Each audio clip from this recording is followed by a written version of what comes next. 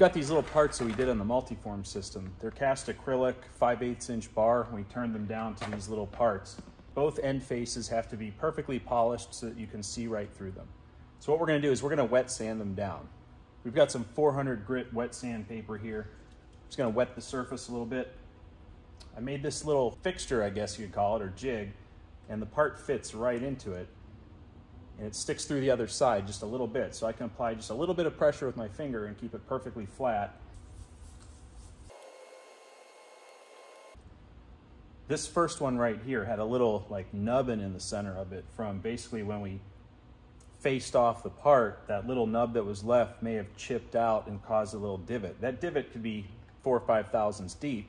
We could violate the tolerance of our part if we're not careful. So we may have to go back to the lathe, take a more gentle facing cut so that we don't chip out a divot in the center, and then redo the parts. We'll see how it goes. So far, I think we're okay.